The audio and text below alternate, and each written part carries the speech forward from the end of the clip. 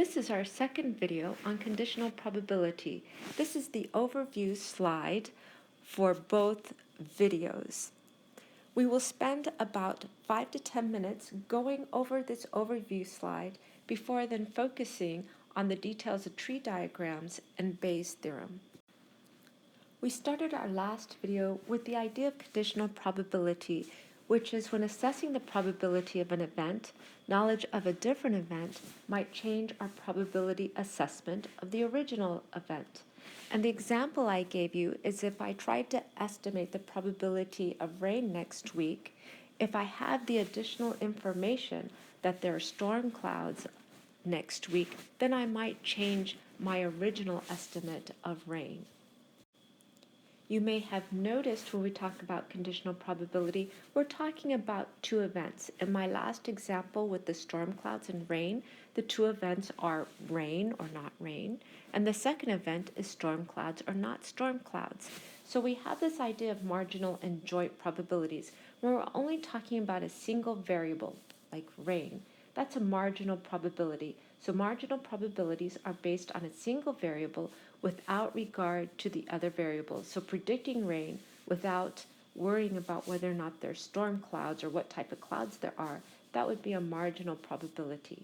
Joint probabilities is a probability of outcomes for two or more variables. That's when we talk about the storm clouds as well as the rain. We come to this formula for conditional probabilities, that is, the probability of A given B, so that's notated this way, probability of A given B is equal to the probability of A and B both occurring divided by the probability of B occurring. An alternate form that looks more like the general multiplication rule is the probability of A and B equals the probability of B, and then because you want both events to occur, the probability of A, but you already know A has occurred, so it must be A given B, which is equal to the probability of A times probability of B given A. And you can see these formulas are the same here, because if I wanted to solve for probability of A given B, I would take the probability of A and B and divide by probability of B, and I get my general formula back. My example was a bucket of 3 red balls and 3 blue balls. 2 of the red balls have a number 1 on them, and the other red ball has a number 2. 2 of the blue balls have a number 2 on them, and the other blue ball has a number 1. So what's the probability the ball has a 1 given it is red? Using this formula here, so the probability of red and the number equals 1, so the probability both events occur, is equal to first the probability it is red times the probability the number is 1 and the color is red. So the probability color is red and the number 1, that's 2 out of 6, equals the probability the color is red is 1/2, times this conditional probability number equals 1 given color equals red. So now we can solve for this conditional probability number equals 1 given color equals red will be 2/6 divided by 1/2, which is equal to 2/3. And you will notice we talked about conditional probability as a way of making the events smaller, because if you look at this bucket, what we've done now is made our event space, in other words, the number of possible outcomes, we've made it smaller because we focus now only on the red balls. We focus on a subset of the events. We talked about how the conditional probability is a generalization of the multiplication rule for independent events. And then we also talked about the sum of conditional probabilities. So if we have an event A and its outcomes can be A1, A2 up to AK, and they're all disjoint outcomes for a variable A or process, then if B is an event, then we have the probability that the event A1 occurs given B plus probability A2 occurs given B all the way up to probability A of K given B. So you notice we have all possible outcomes for A given B. So since we have all possible outcomes for A, it must be equal to 1. Similarly, if we have the probability of A given B, that's equal to 1 minus probability of A complement given B. These formulas we will be using more as we do our final Bayes' theorem examples. What we will focus then next on are tree diagrams. So here we have two events, that we have a color of the ball and then we have a number on the ball. We start with color, and we call this a marginal probability because we're talking about just the color. We're not worried at all about the numbers on the ball. So the probability we have a red ball here is 1/2. The probability, actually, and I wrote white, but I guess these are blue, but let's just say the other color, not red, is equal to 1/2. Now, when we follow this branch of the tree, we know that the color is red. So these probabilities here are conditioned on the ball being red.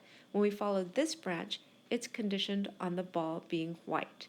So here, this section of our tree are conditional probabilities.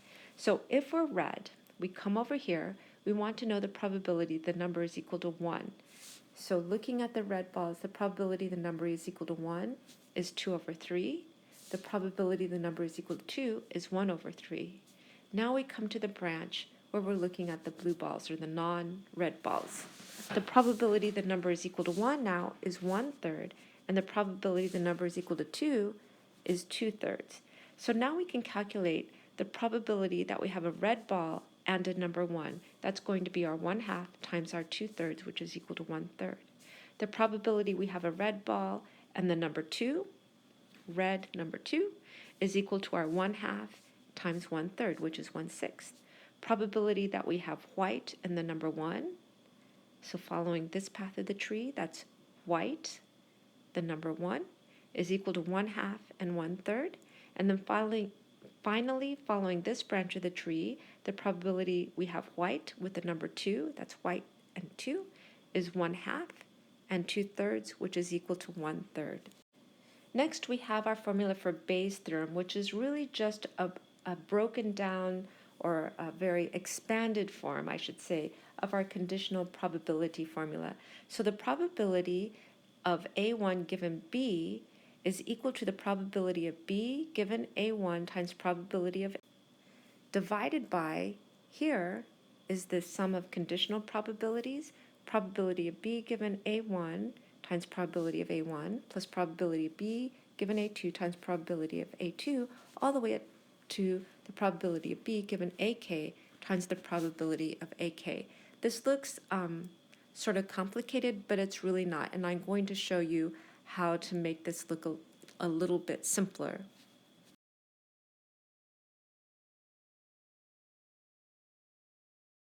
That concludes our overview. So the topics that we are going to cover in this video are the sum of conditional probabilities. We're going to cover that as we talk about Bayes' theorem.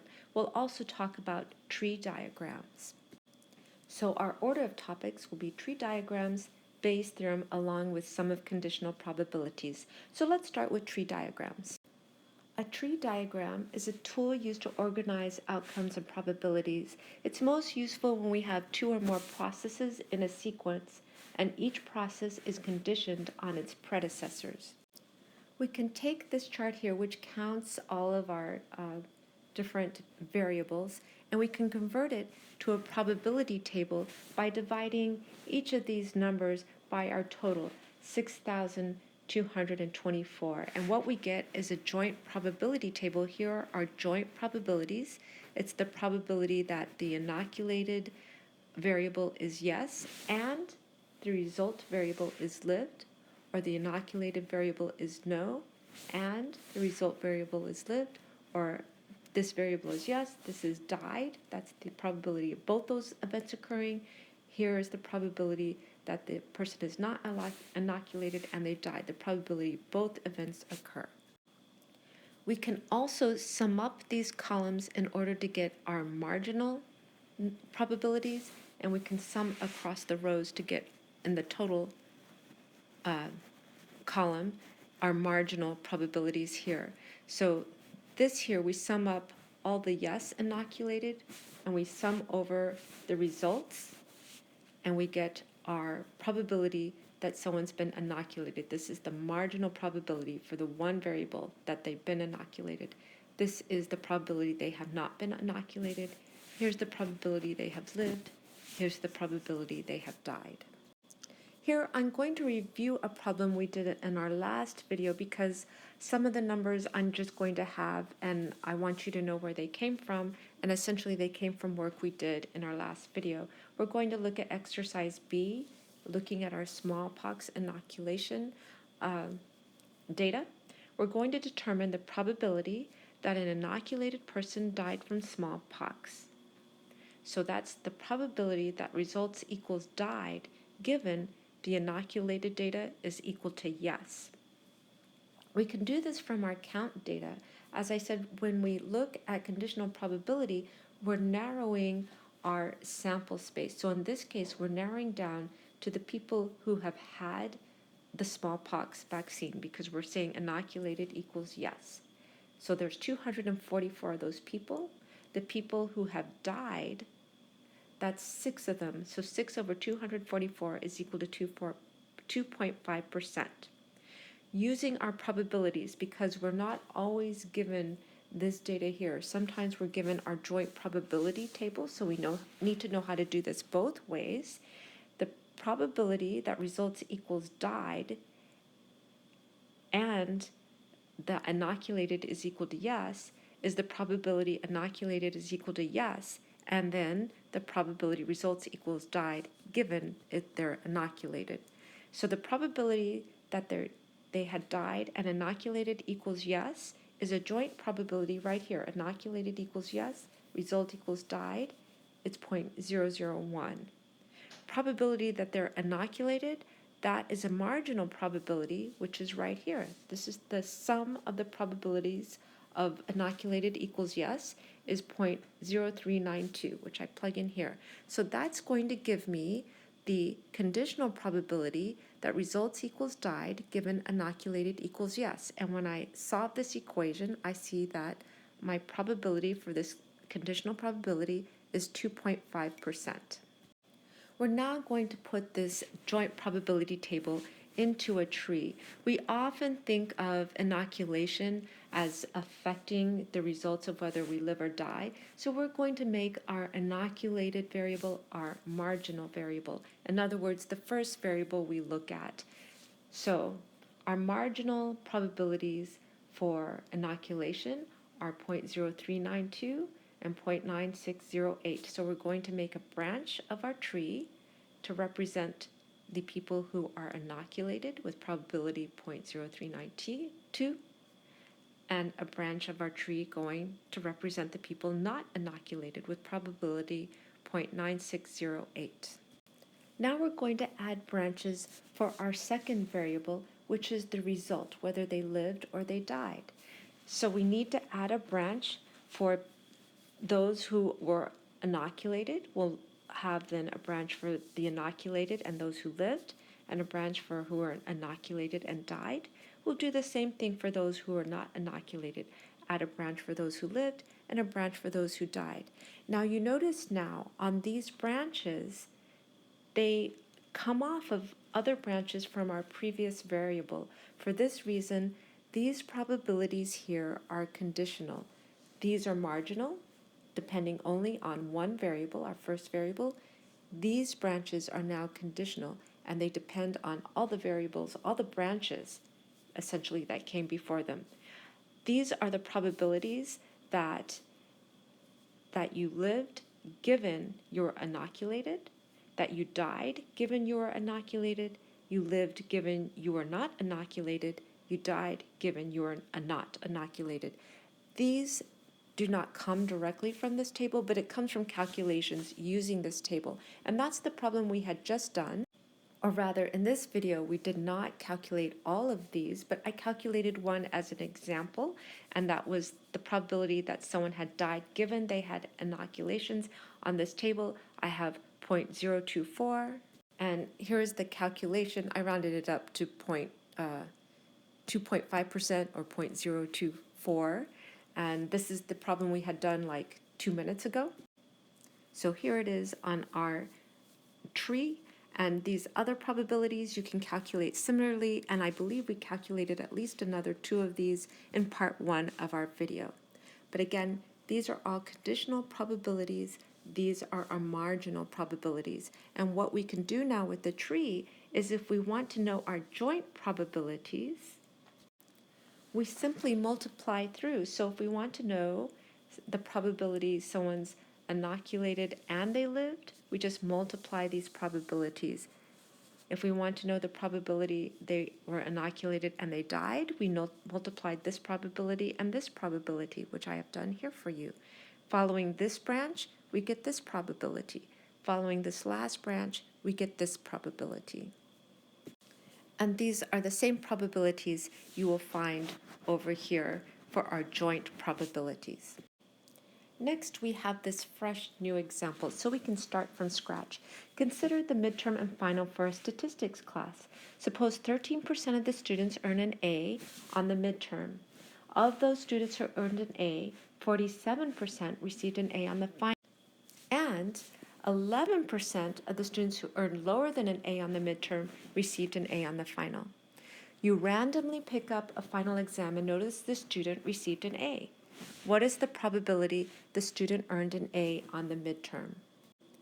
I am going to start by drawing my tree, and I'm going to use my midterm as my first variable. So it's going to be marginal, only dependent on midterm. I picked midterm because that's what I had information for. I have 13% of the students earn an A on the midterm. So on the midterm, it's 0.13 for an A. That means if 13% made an A, that means 100% minus 13% or 87% did not make an A. So they got another grade or some other grade other than A. So this is my first branch of my tree. My next branch of my tree are going to be my final grades, but these are conditional because here, if I put an A on this branch, these are the A's based on the fact that they got an A on the midterm.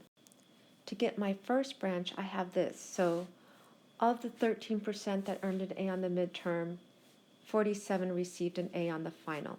So here, of the people on the midterm who received an A on the midterm, 47% or 0.47 received an A on the final. That means among the people who made an A on the midterm, 1 minus 47% or 53% got a different grade. Over here, 11% of the students who earned lower than an A, that's over here, on the midterm received an A on the final. So this is 11%. They got a grade other than an A on the midterm, but they have an A on the final. That means of the students that had other grades, that's 100% minus 11%, that's 89%. Now I can calculate my joint probabilities just by following the branches of the tree. If I want A on the midterm and A on the final, so midterm A, final A, it's 0.13 times 0.47, which is approximately 6.1%. If I want A on the midterm, other grade on the final, that's midterm A, final other, that's 0.13 times 0.53, which is approximately 6.9%. If I want other grade on the midterm and an A on the final, that's midterm other, final A, that's 0.87 times 0.11, which is about 9.6%. And finally, other grade on the midterm and other grade on the final, midterm is other, final is other, that's 0.87 times 0.89, which is approximately 77.4%. Now we're ready to answer the question. We see that the final exam has an A. What's the probability the student earned an A on the midterm? So what's the probability the midterm grade is an A, given we know the final grade is an A? As I had mentioned, I like this form of the conditional probability formula.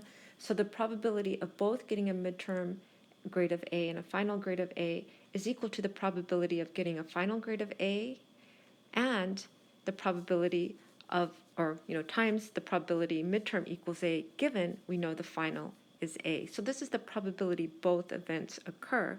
It's that final equals A goes first, and then second, given you know the final equals A, the midterm also needs to equal A.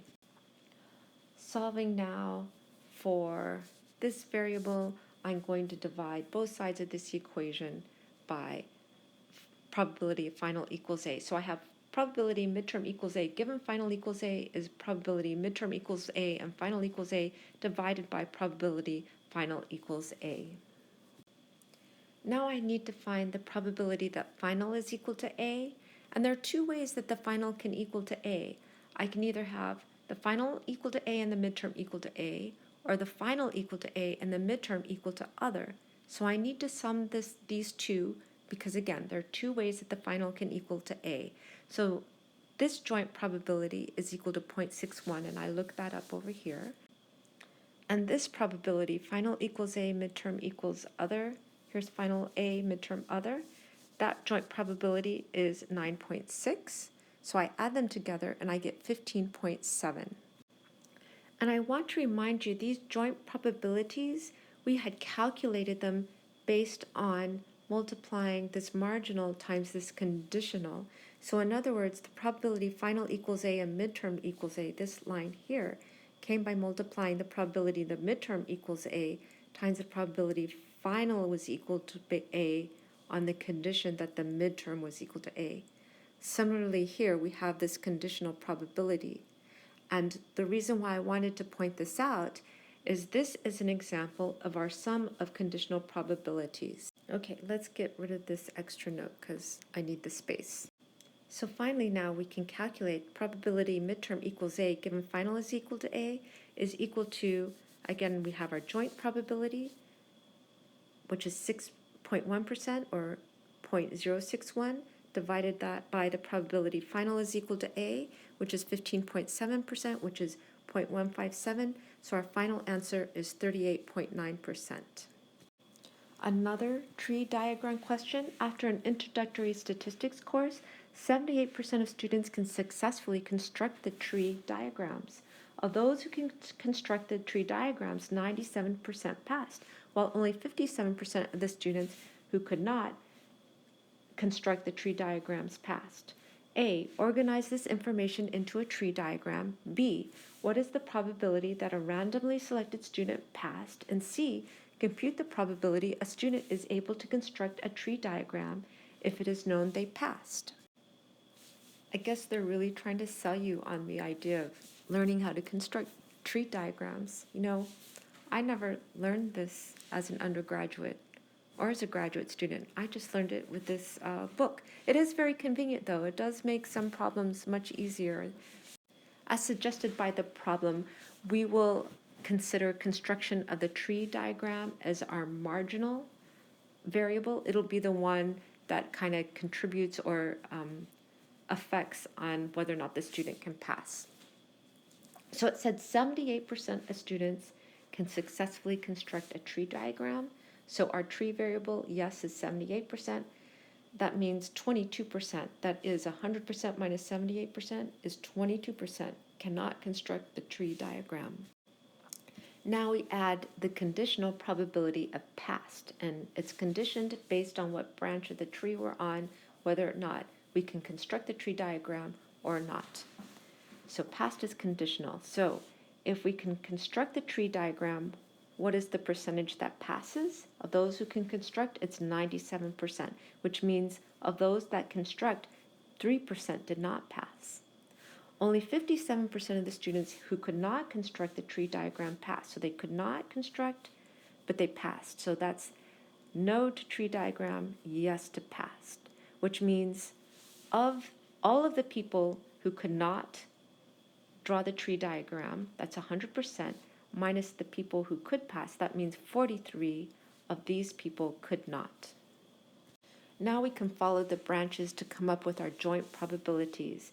So if we want the probability that we can draw the tree and we passed, that is tree and passed, that's 78% times 97%, which is approximately 76%. The probability that we can draw the tree but we did not pass, that's tree passed equals no, is equal to 78% times 3%, which is approximately 2.3%.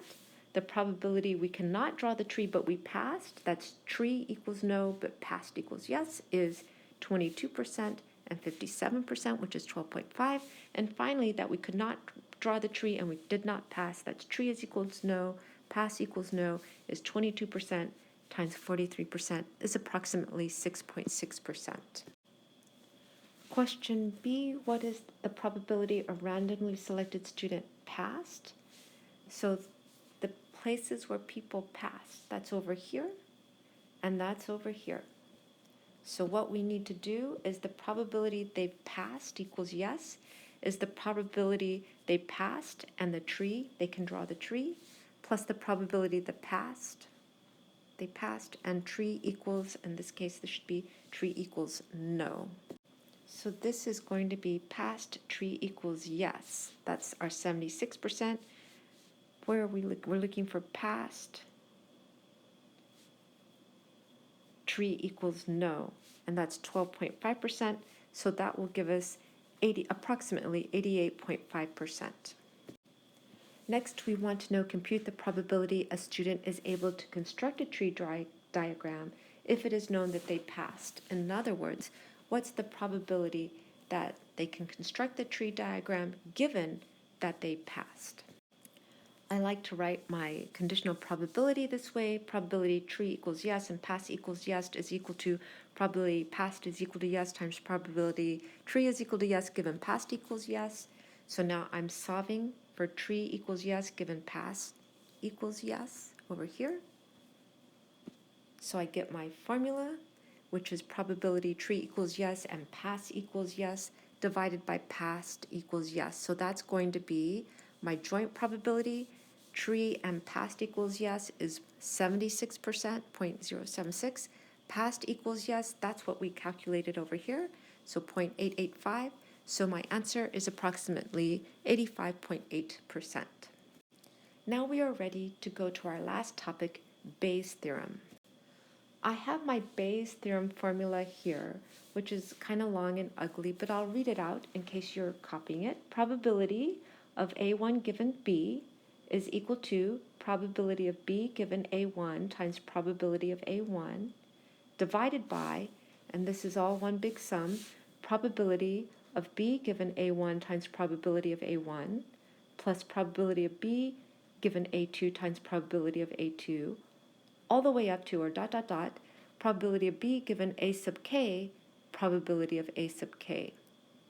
I've also put my general conditional probability formula because this formula here is really the same thing as this conditional probability, that probability of A given B is equal to the probability of A and B divided by probability of B. And I say that because, and I rewrote my Bayes formula just so it's easier for me to see the numerator and the denominator here. So the numerator here, probability of B given A1 times probability of A1, we know that this is just the probability of A1 and B. This denominator here, probability of B given A1 times probability of A1 plus probability of B given A2 times probability of A2 all the way up to probability of B given AK times probability of AK is just equal to the probability of B.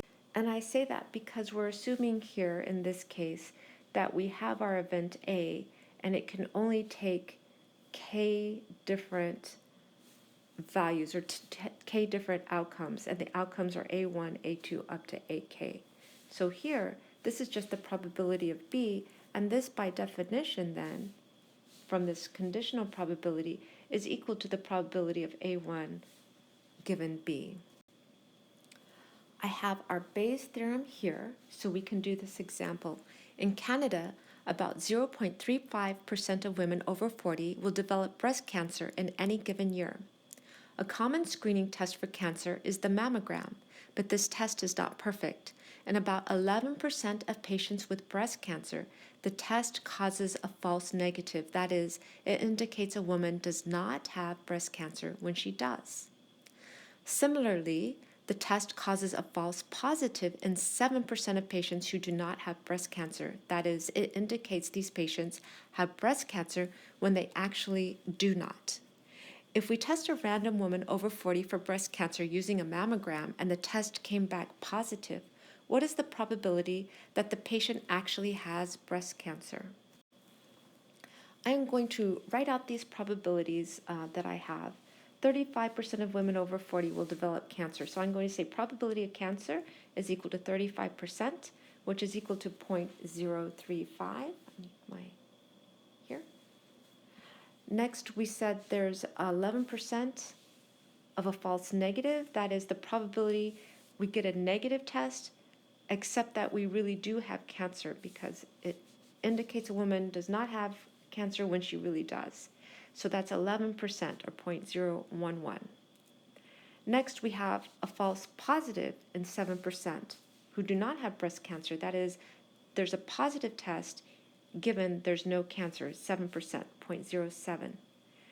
And let's see, is there anything else? Oh, we want to find the probability we have cancer, the woman has cancer, given a positive test.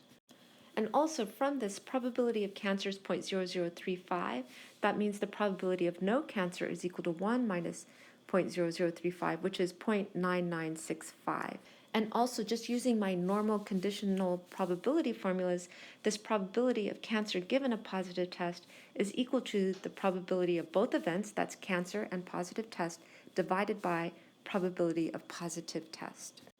And the first thing I'm going to do to make more room is, since I have all these statistics summarized here, I'm going to get rid of the word explanation. I am going to start with a tree diagram for this problem. So here we're going to start with, we consider the condition of having cancer or not sort of the variable that is explanatory, and then our conditional variable will be how the test turns out. So the truth, whether or not we have cancer, that's our marginal variable. So cancer, we have a probability of 0.0035, and having no cancer is 0.9965, as we have discussed over here. Then our test, these are all conditional probabilities. So a positive test, given we have cancer, so where was that? Positive test, no, negative test, it must be here. It's the negative test, given we have cancer, is 0.11, which means 1 minus 11% will give us the probability of a positive test given we do have cancer. So that's how we get our 0.89. It's 1 minus our 0.11 here. Down here on our no cancer, so we have, a no cancer here and a positive test. So the probability of a positive test given no cancer is 0.07, which means the probability of a negative is 1 minus 0.07, which is 0.93. And from there we can calculate our joint probabilities.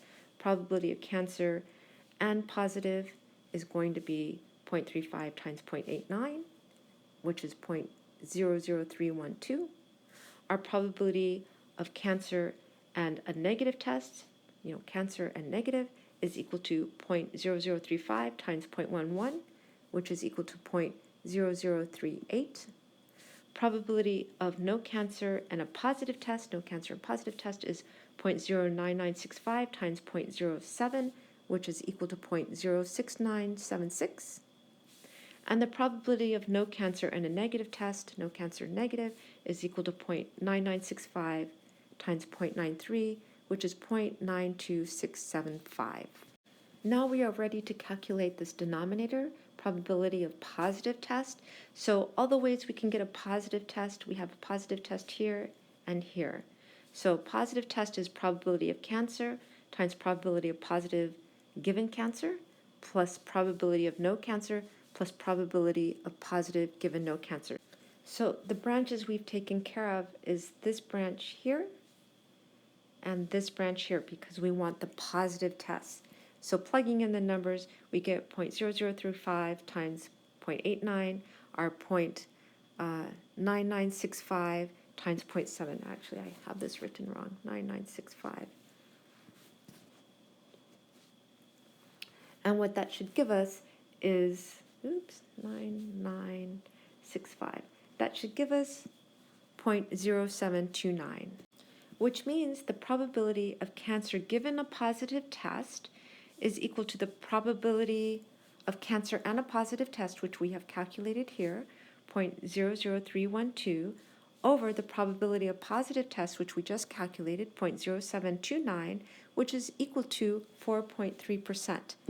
And that's kind of nice, because even with a positive test, there's still only a 4.3% chance that she has breast cancer. This is like our last set of problems. So Jose visits campus every Thursday evening. However, some days the parking garage is full. There are academic events on 35% of the evenings, sporting events on 20% of the evenings, and no events on 45% of the evenings. When there is an academic event, the garage fills up about 25% of the time, and it fills up about 75% of evenings for sporting events. And evenings when there are no events, it only fills up about 5% of the time.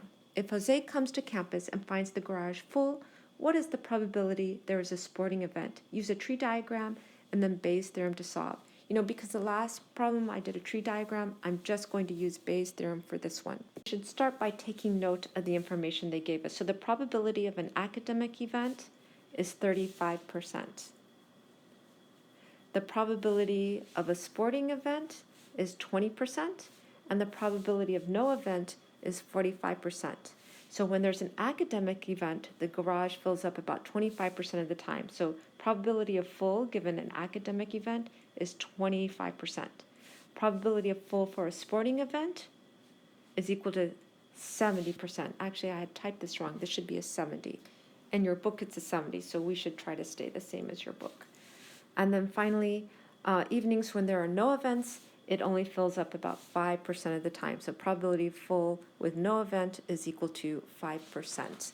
What we want to know is what's the probability of a sporting event given the garage is full. Probability event is sport given it's full. And this, just by regular conditional probability, is equal to probability the event is sport and it's full divided by probability it is full. We do not have this joint event, but we could kind of flip these things around because the probability both events occur is equal to the probability that the event is sporting times the probability it's full given the event is sport. And then we keep the probability it's full. We have these probabilities now. The one we need to calculate is probability it's full. And this looks really long because your book, I don't know, in the other examples it used really long variable names, and then later I found in some of the examples they shortened them up, but it was too late because I had already done all the problems with the long, using the style of the long names. I don't really like long names, but anyway, probability is full. All the ways it can be full is it can be full on academic evenings, it could be full on sporting evenings, and it can be full when there's nothing going on. So we have to take all three into account.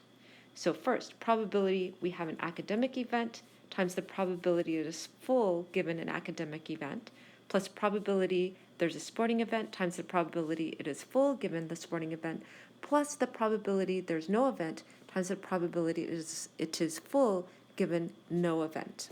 So now we're ready to plug in. Over here, probability the event is a sporting event, that's 20%. Probability it is full if the event is a sporting event, that's 70%, divided by probability of an academic event is 35%, probability it is full for an academic event is 25, plus probability the event is a sporting event, again that's 20, probability it's full giving it's a sporting event is 0.7, plus probability there's no event, that's, where is that, 45%. 45% there are no events times the probability it's full with no events, that's 5%, 0.05. So we do this calculation and we get 56%. Same problem description with new question. Verify the probability that there is an academic event conditioned on the parking lot being full is 35%. Is we want to verify that the probability that we have an academic event given we have a full parking lot is equal to 35%. So using our conditional probability formulas, probability academic given it's full is equal to the probability both events occur, probability of academic and full, divided by probability of full. And again, probability of full, just like the last problem, we have to take into account all the ways it can be full. It can be full on academic event nights, full on sporting nights, and full when there's nothing going on. And our final answer, probability academic, is 35. Probability it's full on an academic night is 0.25. This on the bottom is just like what we did before, and our probability is 35%. Same data, one last question. Using the fact that if the parking lot is full, the probability there's a sporting event is 0.56, and the probability there's an academic event is 0.35. Use this information to compute probability no event given the lot is full. And this answer uses this part over here of the sum of conditional probabilities, right? The different A1, A2, AK, that's the sporting, the academic, the none. So if we have the probability that none, given it's full, that's going to be 1 minus the probability of the complement of our A, of none. That means that's 1 minus the probability of either academic or sports. So that's 1 minus 0.56, actually that's sports, minus 0.35, it's 0.09. So it's 9% that there's nothing going on, but the parking lot is full. Okay, so we're done with this part of chapter 2, conditional probability. That was pretty long, but just to kind of review what we talked about, we had conditional probabilities, so we are trying to assess the probability of an event, but there's another event that gives us more knowledge and will allow us, or will tempt us, to change the assessment of the probability of the original event. We talked about marginal and joint probabilities. Marginal probabilities are based on a single variable, whereas joint probabilities are based on 2 or more variables. We defined this formula for conditional probability. Probability of A given B equals the probability both A and B occur, divided by probability of B. We talked about how conditional probability is a generalization of the multiplication rule for independent events. We talked about the sum of conditional probabilities. We did tree diagrams here. So we would graph our first variable, and so that would be marginal, a marginal probability since there's only one variable. But then we would follow the different possibilities of outcomes. So here we were talking about these red and blue balls that were numbered. So when we looked at the color, that was our first variable, the marginal one. We said that we have 1/2 probability of getting a red and 1/2 probability of getting a white. Pretend like these ones in blue are actually white. So this is how we break up our probabilities in terms of color. Next, we can talk about the number on them. The number could be 1 or 2. But we're coming off the branches, so these probabilities are conditional. In other words, it's not just that the number is 1, we also know that the color is red. So this is a conditional probability. If the color is red and the number is 1, the probability is 2, and it's out of 3, because we know we're not considering these cases here. It's just 2 out of 3. If the color is red and the number is 2, that probability is 1 out of 3. If the color is white and the number is 1, that's 1 out of the 3. If the color is white and the number is 2, that's 2 out of 3. Then we can get our joint probability simply by following the tree and multiplying. So if we want to know the probability, we have a red 1. We follow the red, we get the 1/2, and the 1 we get the 2/3, so we multiply 1/2 times 2/3 and get 1/3. If we want the probability of a red 2, we follow the red 2 path, and we get the probability of red, probability of 2, and we get 1/6. If we want the probability of a white 1, we follow the path of white, and then 1, we multiply 1/2 times 1/3, and we get 1/6. If we want the probability of a white 2, we follow the path of the white and the 2, we get 1/2 times 2/3, and we get 1/3. Finally, we looked at Bayes' theorem, which is a special kind of look to the conditional probability theorem, and we did several examples. So that's it for this video. Thank you for watching.